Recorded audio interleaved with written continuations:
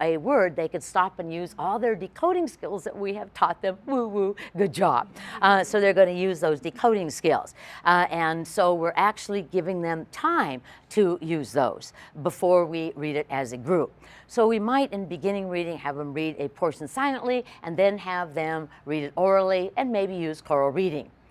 In the upper grades, when kids get more proficient, how we might use choral reading is that when we have a slide, we might read it together, just as we have today. If we had a definition, we might read it chorally. If we had directions, we might read it chorally. For things that are fairly short, that we want everybody's mind present, we might use choral reading. Now the next one, you might have less familiarity with, so hop over to 54. So another type of reading is called close reading. And would you please put your finger under the word read? And students, I'm going to read. When I stop, you're going to say the next word. So be on your reading toettes. Read. Selection. Pause and delete meaningful words. Have. Students. Read the deleted words. Hey, so now think about this for a moment. I could call on one student using round robin reading, or we might do close reading. In which case are they more likely to be on task, round robin or close? Which one? Close. Absolutely. And so it is a practice that definitely ends up with all of the students present. So how might we use it? Well, in beginning reading, it's mostly like this. Maybe with the whole class in first grade, we're reading a page silently, then we're reading it chorally, and then I have a small group of low readers and we are rereading it, and I call on individuals, and then I have students read it with their partner, but they still aren't really facile, really good at reading that passage. So I need one more method, and one more method might be what, everyone? The close. So very different in the upper grades. Maybe we're reading a chapter in social studies, and we've read the first few pages together, maybe silently, and then we used choral reading, or silently, and then we used closed reading, and we might use it within that passage, particularly at the beginning. Now, I want to just show you one other time, though. I visited a teacher who used closed reading for reading all story problems in math. This was very clever, because what she did is she deleted the words, the language in the story problem that made you think about what the operation might be. Okay? So a pretend story problem, okay? And when my arm goes out, that's the words that the kids would say. There were 3 birds on the fence. 2 more birds joined them. How many birds all together? See what I'm doing? Honing you in on the language of the story problem that helps you determine what your operation might be. Woo! So now, a few hints about close reading. First of all, you must delete the words that create meaning. This is a non-example. Do not do this. Put your finger again on the word read. Okay, I'm going to read. When I stop, say the next word. Read selection, pause. Delete meaningful words. Students read deleted words. Now, I would never model something that was a non-example had I not seen it numerous times. And when I asked the teacher, why did you do it that way? They would say, well, I want to delete the words that everybody knew. But here is the problem. Is it possible that the last whisper of meaning has been totally stomped out? Yes or no, everyone? Yes. Gone. And so you want to delete the words that create meaning. Another hint, many times there's 2 words together, and you should always delete the second one. So if you had Native Americans, you would say Native and Americans. So you delete the second one. It's almost impossible cognitively to handle it if the first word is deleted. It just doesn't process. Well, another possibility is calling on individuals, but that is round robin reading. And are we going to use that with a large or small group? Which one, everyone? Small. But here is an excellent alternative that I know many of you are doing.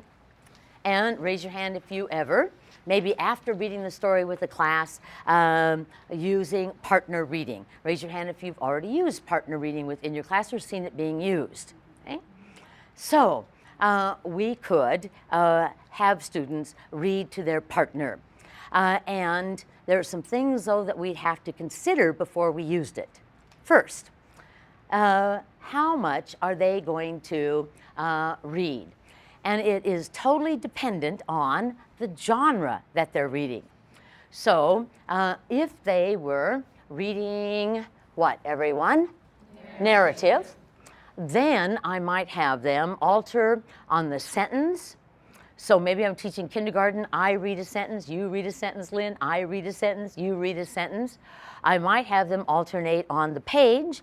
I read page 14, you read page 15. And the upper grades, I might orchestrate it by time. I might say, ones begin reading, and you're going to read for 5 minutes, and then I'll say stop. Now twos begin reading. So those are the major methods that we would use if the material was narrative. Notice I did not include altering on the paragraph, because a paragraph could be one word in narrative. It could be 3 pages. And so it doesn't end up with equity in terms of the practice. Okay? So either a sentence, a page, or time. Informational text is totally different, though. Informative text, expository text, we would always have the students alternate on the paragraph. And the reason is this: every paragraph is a body of knowledge, having a topic and important details. And we want the students to get in the habit, when they're reading science or social studies, not reading it like a novel. Many of our kids just read through it like a novel. We want them to read a paragraph and then stop and respond in some way. So we teach kids at all grade levels a simple routine of read and stop and respond. Read, stop, respond. Everybody, read, stop, respond. Read a paragraph, stop, and respond. Now the responding is totally different depending on your grade level. We might stop and respond by me retelling you the topic and important details. We might read, stop, and respond and have you highlight the topic and important details. We might read, stop, and respond by taking notes. We might read, stop, and respond by asking the partner questions. Name the who or what, tell the most important thing about the who or what, now say it in 10 words or less. Paragraph shrinking. And so, but they're going to alternate on the what, everyone? The paragraph. And they should alternate on the paragraph so they get the rhythm of reading informational text. Well, here is the challenge, though. And I would say every one of you are going to face this challenge in every year of your career. Could you have a range of readers in your class? Yes or no? Yes. And is it possible someone might not be able to read the material accurately and fluently to their partner? Could that happen? Yes or no? Yes. Absolutely. So every one of us has to have in mind, for our grade level, what would be an appropriate way to scaffold and support those lowest readers. And particularly, I know that in many of your schools, you do walk to reading where you have various reading groups where the kids are a little bit more homogeneous. But when they're back in your class and you're reading science and social studies, or you are reading prompts in writing, you got the whole group there. So what are your possibilities? So be thinking, which one matches your group? One possibility is putting the low student on the triad. You remember Brooke. And so you were put on a triad, right? And you were a number 1, and you were a 2, and you were also a 2. So we could use this triad very well to support you when we read in class. So I could say, ones, read page 14 to your partner. So you read it to them. They're going to correct any errors that you make. And then I could say, twos, read to your partner. So you're going to read it together. So you're going to be scaffolded by your partner here, who's going to be reading it with you. If you don't know a word, you're going to hear that word. So having kids on triads also supports them reading with a partner. Okay? That's one possibility. Another possibility is, and this one came from studies that we looked at in the primary grades. So when they gave children a partner, and let's just say that you two were partners, and you were a slightly better reader than your partner, so I give you the number 1 and I give you the number 2. So all of the students that are slightly better of the partnership are 1s and the other is a 2. And I say, 1s, read page 14 to your partner. So you read it to your partner. Now I say 2s, read it to your partner. Is it possible that she will do better having just heard it? Yes or no, everyone? Yes. Absolutely, but there's a hidden benefit here. She also reads a little bit more slowly. And so if we wait until you finish up reading it, you know, we'll miss the bus. So you may not finish the whole thing before I move on, but no comprehension is lost because you already heard it here. Okay? So there's a hidden benefit here. So I might move on before you finish that whole page, but you still have the understanding. So when I'm working like in a 1st or 2nd grade, I will often do it that way. Another possibility, number 3 there, is to have the students read it together. Sort of choral reading in partnerships all over the room.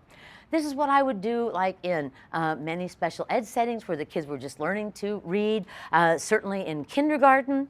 And so I would just say, the 2 of you are going to read it together. And so again, the partner is going to scaffold the lowest reader. Now, the last possibility there is one that was a gift to me from observing a teacher. And I went into her room and she said this, you're going to read to your partner. When it's your turn, you get to say me or we. If you believe that you can read it accurately and fluently, say me. Or you could invite your partner to read it with you. I love this because it's basically having the children scaffold themselves. They are taking care of themselves if they need that assistance. And so when I'm working with like 4th or 5th or 6th graders, that's the intervention that I will most often use to facilitate the class. What is interesting is it's not just the lowest readers who say me or we. It is that socialite who wants to do everything with another student. They say, ooh, we, so they can have like a group session.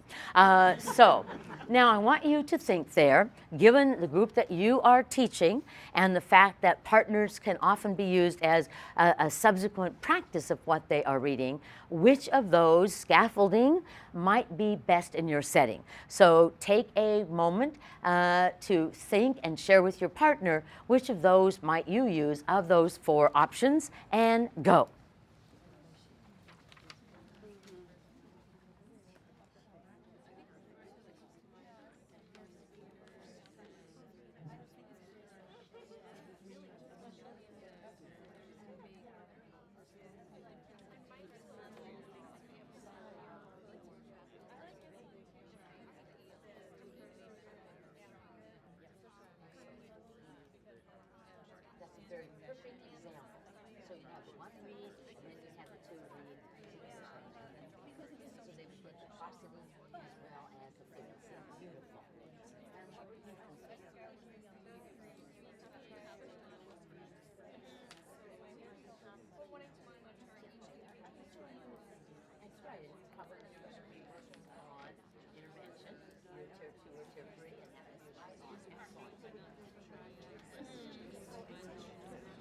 Okay, fall silent. Let me just share with you.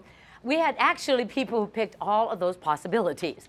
One teacher who's teaching 5th grade said, well, I like the me and we so that they could take responsibility for themselves. Whoa. I will tell you, there's some children who should say we who don't, so you might have to go to them and say, you know, Brooke, when we do that we or me, Okay, you're a we.